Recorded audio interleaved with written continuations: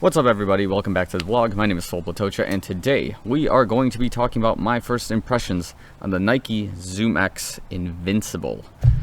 This is a shoe I've been waiting for a little while, and I've got some things to say about it. So before we get into it, make sure you like the video, subscribe to the YouTube channel. We're going to have some more reviews on this shoe for sure as we go along with it, because I do have a lot of things I want to explore and research with it once my injury kind of subsides and whatnot. But yeah, of course, and it's just helpful for the channel overall to continue growing. So if you're already part of this journey, thank you so much. Appreciate it, guys. But without further ado, yeah, let's get into it. So let's talk specs first and foremost. The shoe. Basically, its weight in my size, there's like sand everywhere on this shoe. I'll talk about that later. So the weight of the shoe overall is an average of about 10 to 11 ounces, which puts it at about 300 to 315, 320 grams. This ultimately puts it at the heavier end of the Nike running shoes that are in the market right now, but that seems to be the trend overall. In my opinion, from what I've been seeing in the 2020-2021 market. I digress. We'll talk about that a little bit more as we go along. The stack height is somewhere between 8 to 10 millimeters. I was looking online, and it looks like they're saying it's about 9, with the forefoot being, I think it was 28, and the heel being 37. That's a pretty precise measurement, I would say. So let's roll with 9 millimeters. So it's going to have a good feel in terms of making it more pressing towards your forefoot, midfoot area, and trying to keep that high heel effect, so you're not necessarily heel striking or more or less avoiding to do so. So that's kind of our overall specs here in terms of the general stuff. Let's go into some more of the details. So let's talk about the bottoms first as we go along with it. So in the bottoms, you'll see right here, there's a lot of sand in here. This is an entirely black rubber setup, but I do have sand kind of jammed in here because I took this on a run through the sand. Basically, it's just running right across the shoe. It's a perfect fit. It's got good grip overall, in my opinion. I also took this on the road earlier. Perfect, same thing. The interesting developments they have is they have these two rubber pads, one here on the inside of the shoe, and they have this one on the outside of the shoe, which historically for me has been a big time strike point for my running. So I'm going to be curious to see what this does and how it plays out in the long run, pun intended, in terms of wear. So this is at about, I'm going to say, maybe 10 miles now as I'm reviewing this. So right now it doesn't seem like there's a whole lot of wear on this particular shoe. On this one, again, it's not bad at all. Again, just a lot of sand and whatnot. So that's kind of what's going on with the bottoms. On the insole, yeah, right across, it's, you know, it's ZoomX going all the way across. That has been the big feature with this shoe, I guess, as the opposite or the partner to be with the Infinity React Flyknit 2. Again, it's got a very similar design, kind of similar features to it, minus this foam area. So the ZoomX does make it a lot springier, which you should expect, and we'll get into that a little bit more as I start talking about my feel with the shoe. In the heel, we do have a lot of ZoomX also here just to protect if you're a heel striker, but we also have the shield guard for your heel to increase stability overall. So this is a pleasant feature, in my opinion. I'm particularly indifferent to it, but I've seen it work well in the past with my Infinity Reacts. In the upper, let's see. This is where I was debating before this vlog even started, whether this was Flyknit or this is just a weave or it's a mix of both.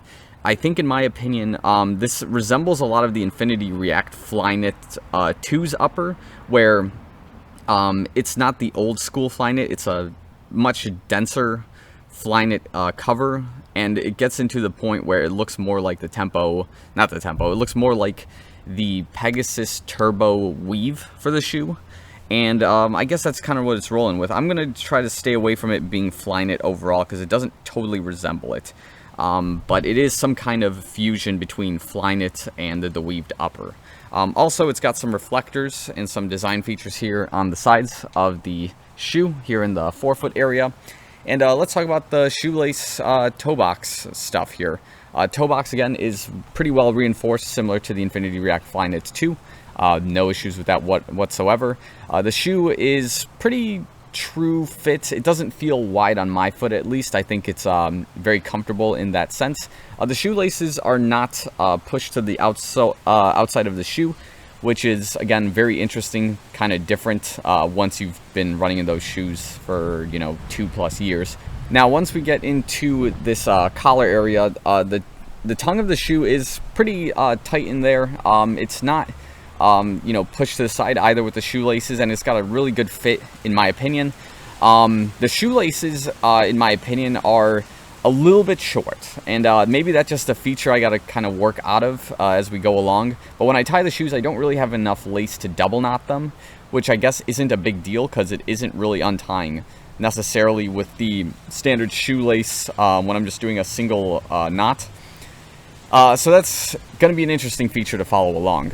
Now, when we talk about the shoe collar in itself, it's got a lot of plush, it's got a lot of cushion, so your heel doesn't really slide off too much, and I like that about the shoe.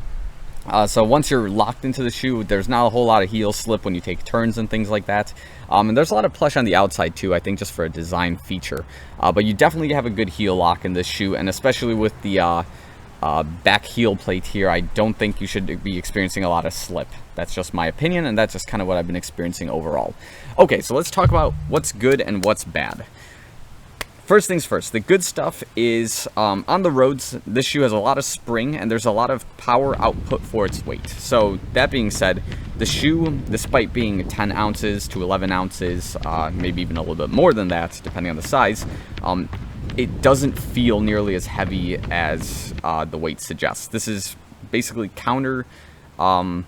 this is basically the opposite of the Infinity React Run Flyknit 2, where the shoe was heavy, and there were sections while in your run where the React foam would just drag you down, and you knew that the shoe was more for like a recovery kind of easy run thing. Whereas this thing, because it's ZoomX, you can push it really hard, and there's no carbon plate in this shoe to my understanding, and yeah, it just works overall very well.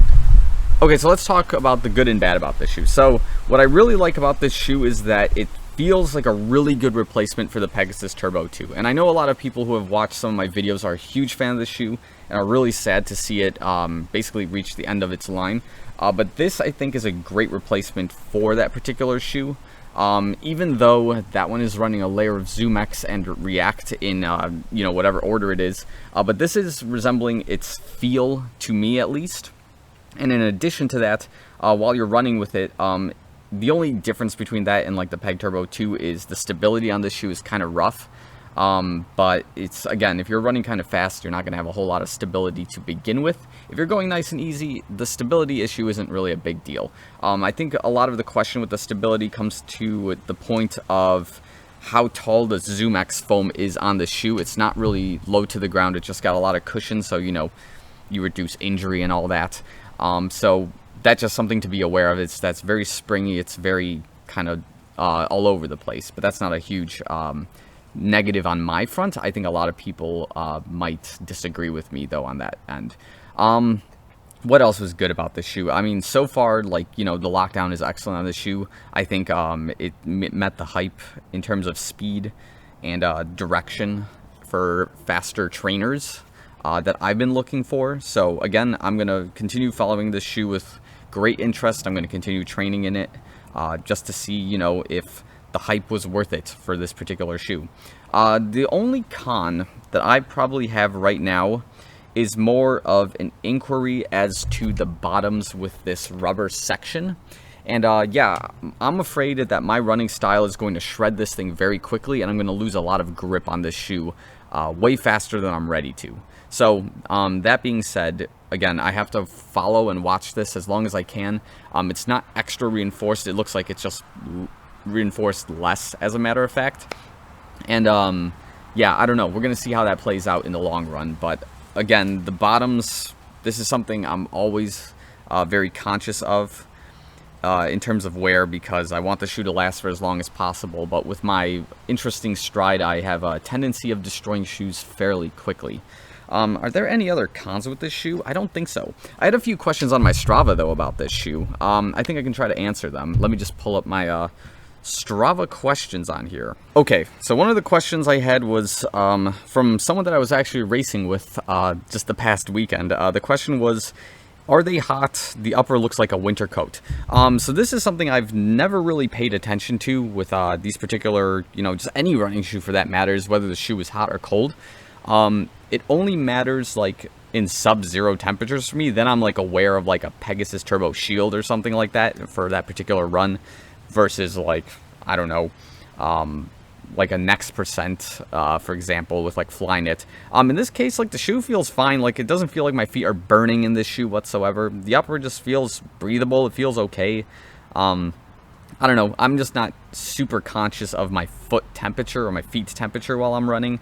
It's not noticeable for sure. But yeah, it does look like a winter coat. It is pretty thick on the upper here for sure. The second question I had, I think this is the last one, is any medial arch poking up like the Infinity React? Medial arch is, in this particular case, that's the inside arch of your foot. So that would be talking about this area right here. The pool is bubbling. So the medial arch area is right here on the shoe. And I guess they're asking if there's any sort of poking.